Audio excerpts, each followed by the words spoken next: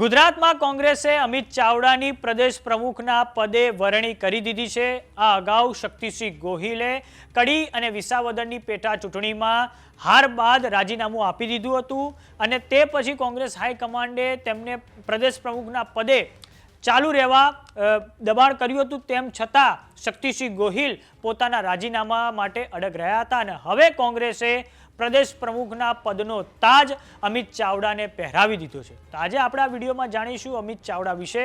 નમસ્કાર, જમાવટ સાથે હું છું પાર્થ।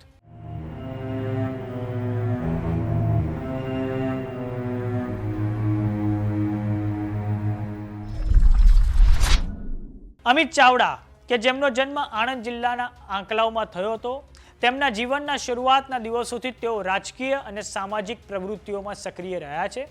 તેઓ national student union of India એટલે કે NSUI અને પછી ભારતીય યુવા કોંગ્રેસમાં સક્રિય હતા।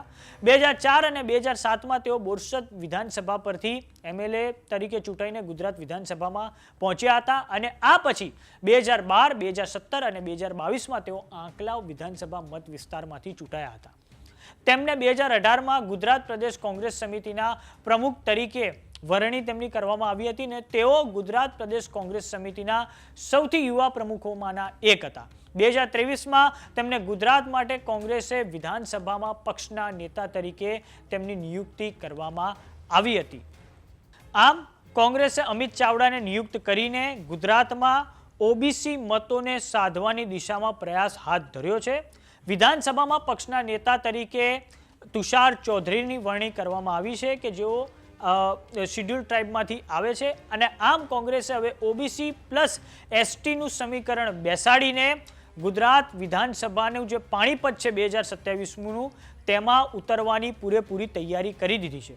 તો સામે પક્ષે ભારતીય જનતા પાર્ટીમાં CR પાટીલની જે ટર્મ પૂરી થઈ ગઈ છે, તો હવે જોવાનું એ છે કે કોંગ્રેસે તો OBCને પ્રદેશ પ્રમુખ બનાવી દીધા, તો હવે બીજેપી કયા સમુદાયમાંથી પોતાના પ્રદેશ પ્રમુખ બનાવશે?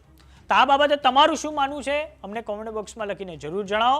જો તમે અમને YouTube પર જોઈ રહ્યા તો સબસ્ક્રાઇબ કરો, જો તમે અમને Instagram અને Facebook પર જોઈ રહ્યા તો ફોલો કરો। નમસ્કાર।